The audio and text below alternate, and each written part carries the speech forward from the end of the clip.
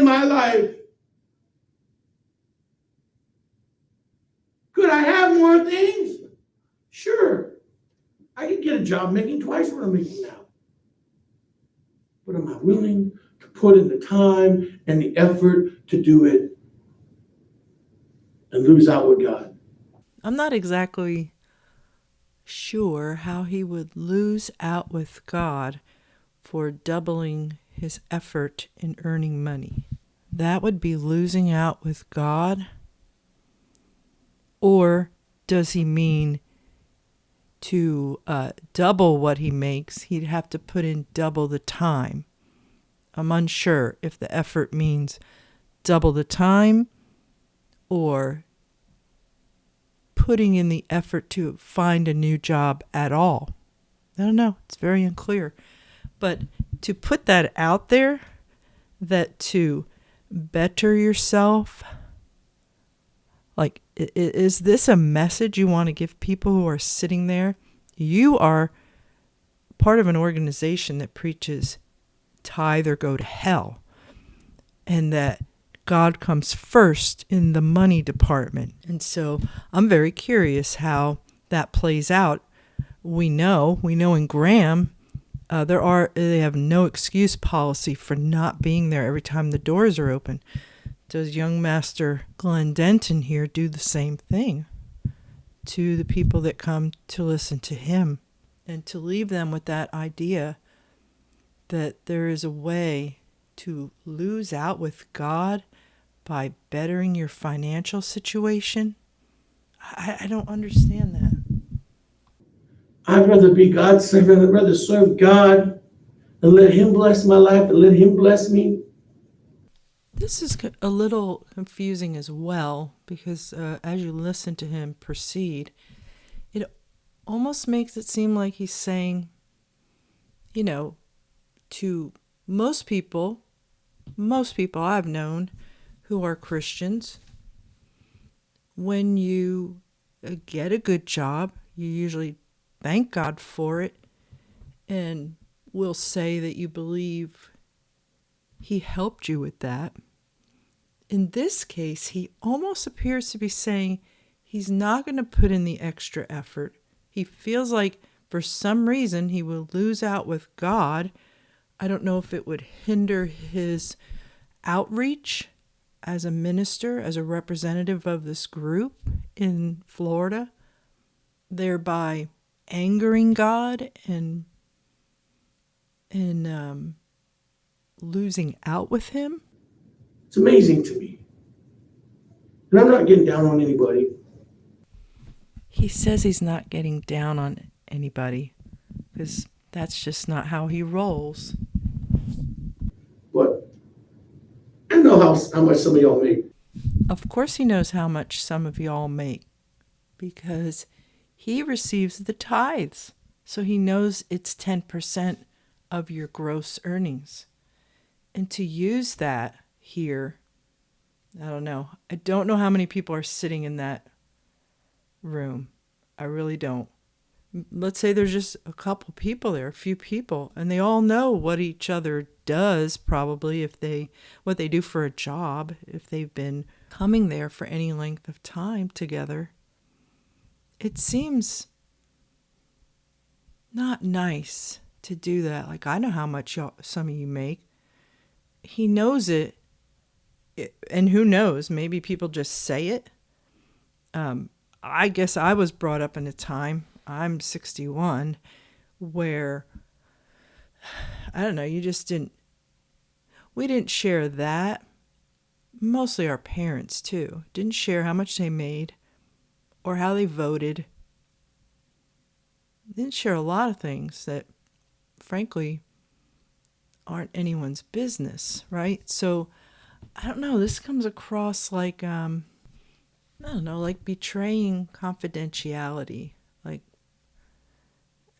they already know that when they submit tithes, because in NTCC, you have to put your name on it. You have to. You have to put your name on the envelope or however you're paying it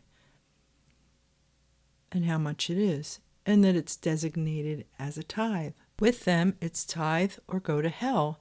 So they judge your spirituality by whether you are consistently tithing or not and the correct amount. So they know. And to say it like that, I don't know, why does it come across to me like a bit of a betrayal between a pastor and his flock? And I hear all the time people complain about money. I don't have money, I don't have money, I don't have money. And the people that complain about money make more money than I do. So he does this a lot in his messages. He is talking to these people specifically. He's not saying, oh, I've met people out on the street who make more money than I do and they complain. Okay, that's very general. That's not specific at all.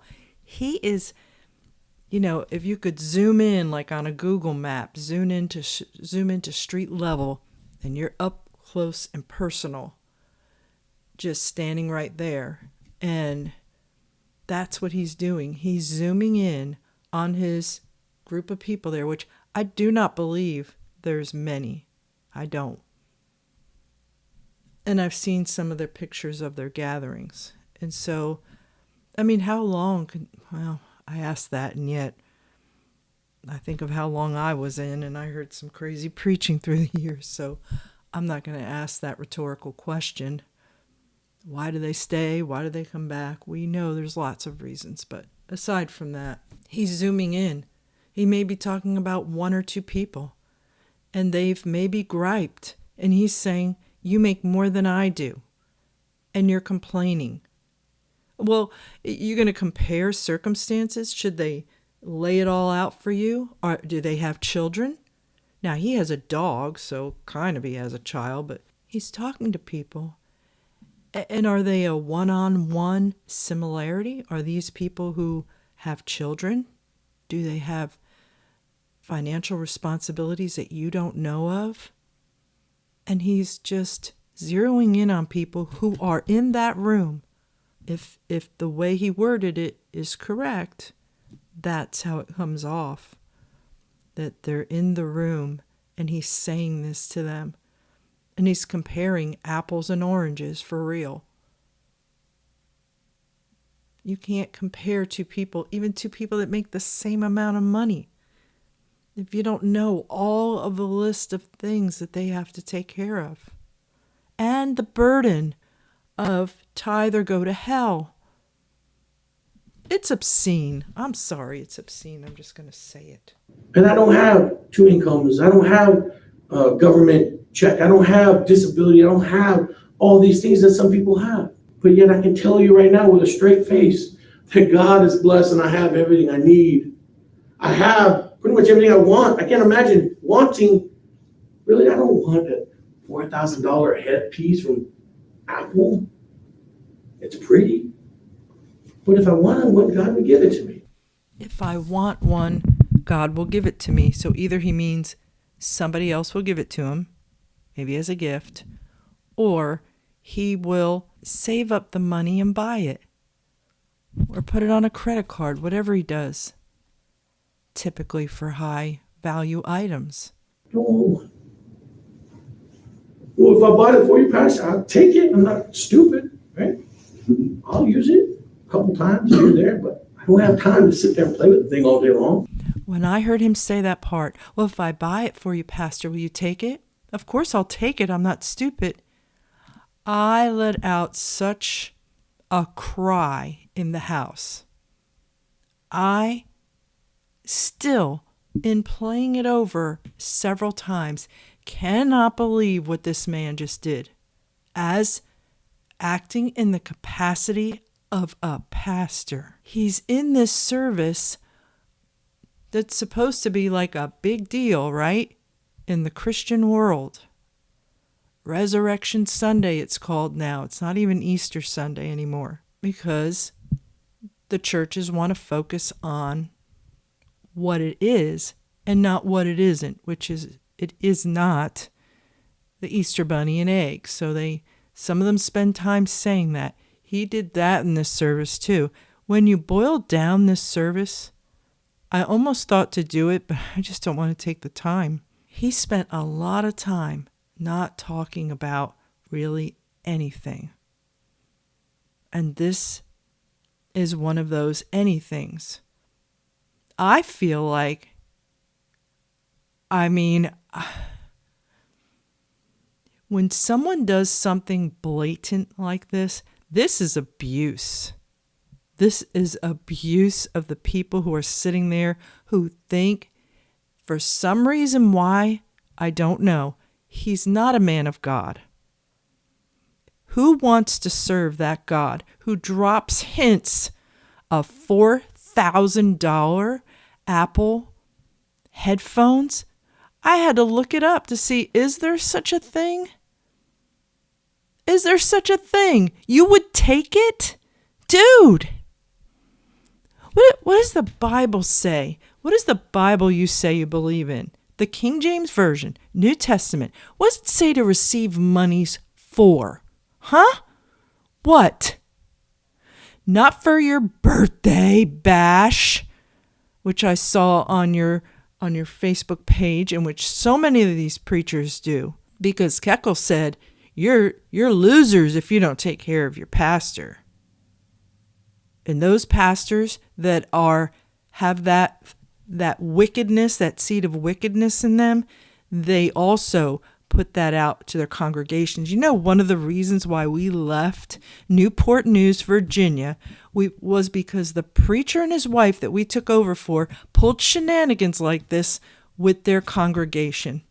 They were pumping them all the time for money and for stuff because they desired things.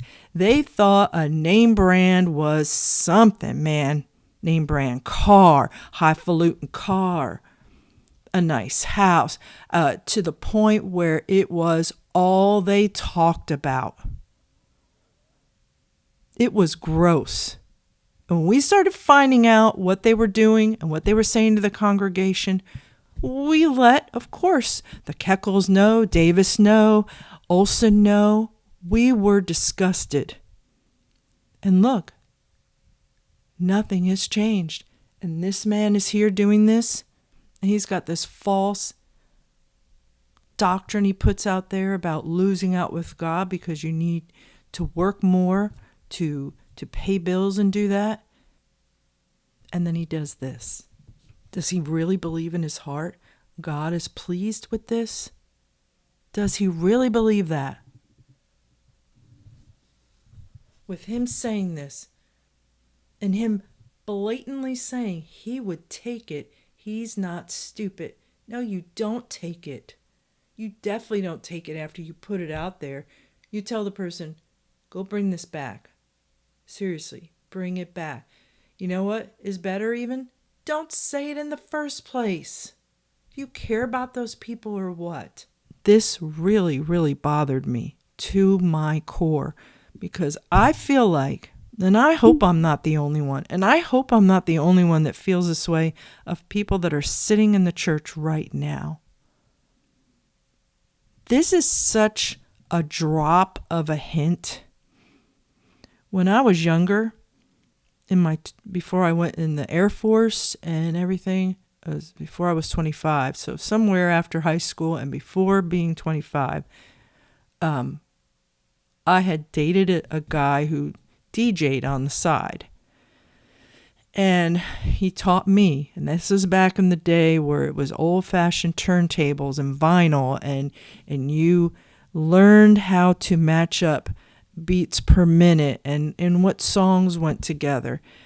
And there was something called a drop, where something would be playing and you just did it a certain way and just boom, dropped a song in that just made everybody go crazy. This was a drop to me. He's talking about stuff, he just slides that right in there. I'm telling you, if someone in that place, because he just said they make more than he does and he knows it, and he slides that in about the headphones, yeah, of course I'd take it. I'd be stupid not to. No, you'd be a disgusting, wicked person to take advantage of people like that after you drop that in on them. It makes me literally want to be sick to my stomach. like throw up, like vomit. I don't like when people take advantage of people like that. Where money is concerned and you are operating in a capacity, it used to be if someone said they were a preacher, a reverend, which, not a fan of that word, that there was an automatic respect for some reason. But it has been destroyed over time. If there was any reverence for the office of a preacher, it's been ruined by people like this and by cults like New Testament Christian Church. How does anyone, you find me one person that will say this is okay? Find somebody. Does the leadership in NTCC, if they know about this, are they just like, oh, silly Glenn? He's trying to get some headphones for his gaming. Then he slips it in right at the end. Yeah, I might just use him a couple times here and there. He's a gamer. He spends time doing that. We already know Kinson's wife plays some sort of gaming, whether on a phone or on a gaming system. I'm sorry, I have no words. I feel I don't even know the word for how I feel about those people that are sitting there. I want to go rescue them. I honestly want to go rescue them. And this is money abuse, never mind the other things that have occurred in this organization. But this is what we're paying attention to right now, is this guy in Lakeland, Florida, who represents supposedly God on Easter Sunday. And this is what they're getting. I know how much you make. Yeah, man, I totally take care of the tithes. There's only 5 of you here. Some of you make more than me and you're griping. And then he drops that in about the headphones. Who pays $4,000 for headphones? I don't get it. But that's me. People can do what they want until somebody called a pastor comes along and tells you tithe or you go to hell. Or they drop in a service something about, a nice little something they wouldn't mind having because it's pretty. And then he says he would take it. And then he talks about his effort and time and how he couldn't put in the time to practice that song. Why do you even need it? Why do you need that song? You think somebody's blessed by that with your discontent inside of you? It's not blessing anybody. You to sing a special?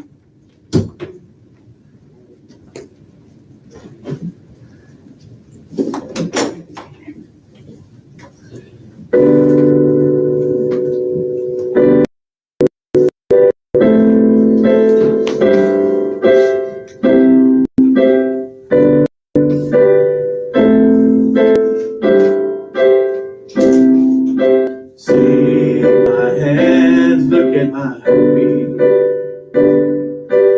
It's okay, it's hard to believe.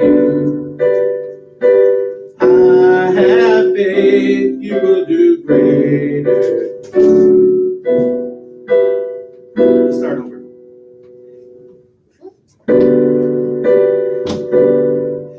See my hands, look at my feet. It's okay, it's hard to believe. I have faith, you will do greater. It's my time to go, but before I leave, go tell the world about me. So that's just a sampling of the song. He plunked it out, then he started it over, and then he said this. Amen. It's good to be here. Thank you for your giving. May the Lord richly bless you. Sorry about the song. Why? See, it's one of those things, right, where you practice the song, but you don't always practice it the right way. Why? Because you're not necessarily turning up music all the way up and trying to sing loud, so you practice it. Go tell the world about me. Sounds really good. And then you got to go loud. Go tell. Well, hold on, how do I do that again? So it's a little different. Well, you should practice loud. Well, when I got an hour to sit around and practice singing, I only had about 20 to 30 minutes for that song. So, and I've been practicing every once in a while for the last 2-3 weeks. So if I failed in your eyes, it's okay. It's okay. Get over it. Get over it. Get over it. Get over it. Oh, I don't know how this happened. I forgot to add this part to the video where he was addressing me. But so he had more to say. Really? I don't put the videos online so people who don't believe in God or people that hate God or have a problem with the church can go on there and criticize. This, for me, is not criticism. It's exposure and warning. So, okay, maybe it is some criticism. I'm criticizing them as being not what they proclaim to be. And so this man cannot even stop a moment. He doesn't even defend what's already been put out there about him. He just blames. It's just easier to say whoever's criticizing hates God, hates the church. I mean, better people than him have used that tactic. Dude, if you have so much time that you want to go around criticizing videos and services of another church, there's something wrong up here. Because you should have more to do with your life. You're obviously not serving God. Why? Because you'd be too busy for the Lord. This is another tactic of not just cults, but NTCC in particular. So he's making wild assumptions about who I am and what I do with my life because I've spent any portion of it bringing to light the things he says. And to go around watching videos of people you don't believe in, you don't trust. If somebody's out there criticizing me, just compare their life to mine. Wowee. And how is anybody supposed to do that? So he can bellow that, just compare their life to mine. He doesn't say how that's supposed to be done. How does he know what will come up if lives are compared? And the things that he said in this service alone, I don't know. I will leave that to you to make that determination on your own. But what can be derived from it? How do you compare lives based on that? How does he do it? He does it by assuming. So he wants you to assume that what he is saying is correct about me. And I would say about anybody who dares to bring out and to expose what this group is really about. If they aren't living the life for God that I am, then you know that they're charlatans, you know that they're liars, you know that they're hypocrites, and that's all there is to say about it. I don't care what you believe. I don't care what your religion is. I don't care what stamp you stamp on your forehead. I don't care. I'm going to preach what God put on my heart. I'm going to preach what the Bible says, and if you don't like it, I don't care. I think he does care. And I don't think God put on his heart to drop in about the Apple headphones or any of the other things that he has said in this service or the previous ones which I've shared with you on YouTube. Just my humble opinion. It's as simple as that. Why? Because that's the way it is in Christianity. We're not concerned or worried about what other people think. We live for God because God loves us and he's done something in our lives. Then what you have to do, sir, is follow that truth instead of the made-up doctrines in NTCC, such as tithe or go to hell, and outward holiness as they define it, not the Bible. But when you are a group that does this and that has been involved in harming people and ruining lives and shunning. Shunning is a thing that has destroyed families and friendships. Had you just followed what was in the Bible, you could stay away from these things and be honest with people instead of yelling and saying you don't care, but spending about 15 minutes in this service alone talking about it and talking about other things that have nothing to do with the good news and the gospel and Easter Sunday. Why is that? If you haven't been changed and you're not a Christian this morning, then you don't understand what it means to know God. You don't understand what it means to put Him first. But you can change that. You can make it real. If this man had a true experience at one point, as he described in one of the services, he would be someone that would show forth that unconditional love and humility. I feel sorry for him because I feel like he's really lost. And he doesn't have anything to feed these people, to nourish them, to share with them, to let them partake of. He doesn't have that. So all he can do is be upset and call people losers and idiots. And he pretty much does it almost every service. But sometimes in our lives, we fight things and we worry and we allow the threat of this world to take away our faith in God. We allow the attitudes and the reaction of people to take away our faith in people. There are good people in this world. There are men and women that serve God. Well, where are they, Pastor?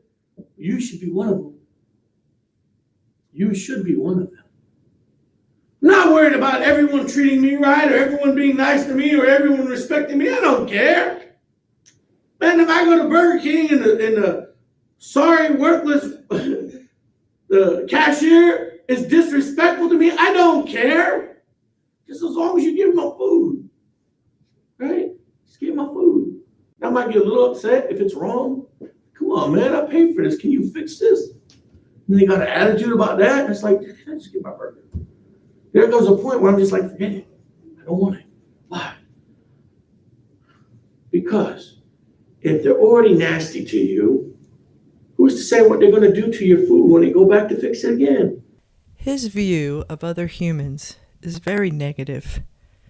And I have a feeling as he's relating this story, I don't know if you're the same way, but in the back of your mind were you thinking, yeah, how is he treating them?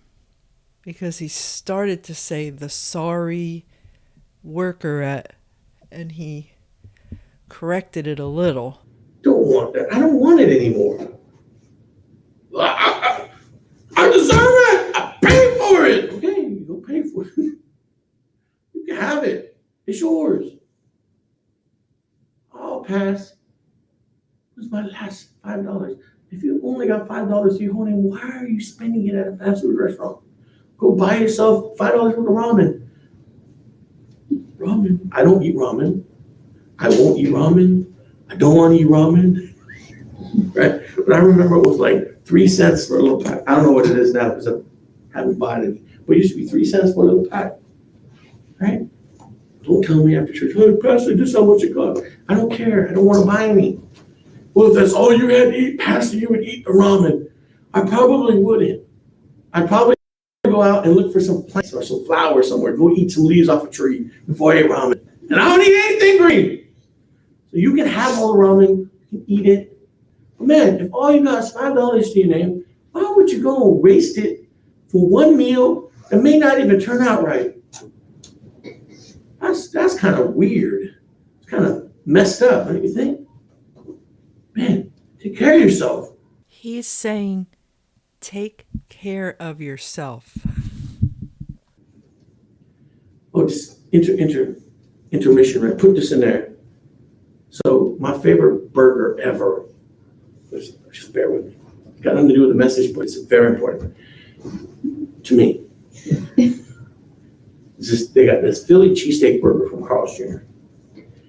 And it's usually like a limited run thing. They usually sell it for like a month or 2 months. And the last time they sold it was like 10 years ago. And they said they'd never sell it again. But I remember last time I was on my way to conference, I stopped at every Carl's Jr. and Hardee's on the way to Missouri from Washington and got me one of those burgers like every hour. I was like, you're crazy. I might never get this burger again. I'm going to eat it. I saw a commercial yesterday. They got them at Hardee's. I told my wife, I was like, after church, I'm going. She's like, no, you can't. You're eating Easter dinner. I'm like, ah. I said, well, before church, then we'll go to Hardee's. Take care of yourself. Do as I say, but not as I do. I'm your example. I'm telling you, take care of yourself. And after saying that, it's like a bird seeing a shiny object. Like he just goes on to this next thing that's not related. It's the opposite of what he just said. That seems a little gluttonous, doesn't it, to eat a burger every, however often you see a Hardee's or a Carl's Jr. on the way to conference? And he said on his way to conference from Washington State. So it would be from Washington State to Eastern Missouri. You got it there. Philly cheesesteak. Why are you telling us? Because if it's good, man, I want them to keep it there. Everyone go buy one. Nobody knows that Hardee's actually has good food every once in a while. And here's another opposite of what he just said. He told them, why would you take your last $5? Of course, he was also saying, why would you spend it on food that you're not even sure they're going to get it right? Which is an odd way to look at it, but that's what he said. Now he's telling them to go buy one so they'll keep it so he can eat more. So nobody eats there. So when they do have good food, they don't stay long because nobody knows. Disclaimer, if you don't like it, don't blame me, okay? I haven't had the new one either. I don't know if it's changed, right? They might have changed it. I'll be careful. I was going to say something, but I'll be careful. I won't say it. Oh, might be fake meat, right? Fake meat. I love this next little bit and would love... See, I can say all I want. Why can't he just focus on that and on what he was talking about with the actual text of the message? The DNA of this cult has to be purged. And usually that's when someone leaves, is when the purge really begins. But really, if you have a need, right, my wife will go out of her way to bless your life. For all the negative things this man says and has said in this service, I just love this positive tribute to his wife. I really do. Does she have a job? Does she work? She has a full-time job in the ministry for the Lord. I technically have a full-time job in the ministry, but not really. A part-time ministry, full-time electrician. My wife is full-time in the ministry. Every single day of her life is dedicated to blessing and helping other people. If I could get some more money, then I would do the same thing, but I can't. Can't afford it. And again, he ruins it here by saying, I can't afford it. Well, you could probably break down a lot of ways for someone else on how they can save money, but you can't really, because no one knows what's going on behind the scenes, like I said before. But he shouldn't be poor-mouthing himself. He said God will take care of him, but then he's like, I can't afford it. he can't afford this or can't afford that. I don't think it's right in that capacity to do that to those people that are coming, if there are people that come every week. It's so ethically wrong. Food doesn't pay my rent. I wish it did. I wish I could go to my landlord and be like, hey, here's $2,000 worth of food. Can I live here for another month? I'm like, no, you're gonna have to give us the money. Oh, man. I guess I'll go to work. This is the last part I'm going to include for tonight. And there was so much. I mean, this was a long service. Had he just stayed on point, he would have been fine. Well, what if I mess up? Can you mess up? What if I make a mistake? Can you make a mistake? Right? Are there any adults here that don't know how life works? Remember what it was like when you were trying to ride a bike? What happened when you fell off? Well, I never rode a bike again. Well, then you're just a loser. Well, that's not nice to say. It is nice to say. I keep trying to think about where Denton might have learned this attitude about calling people losers and idiots and how calling them that is okay. It's nice to say. It is nice to say. He just said that.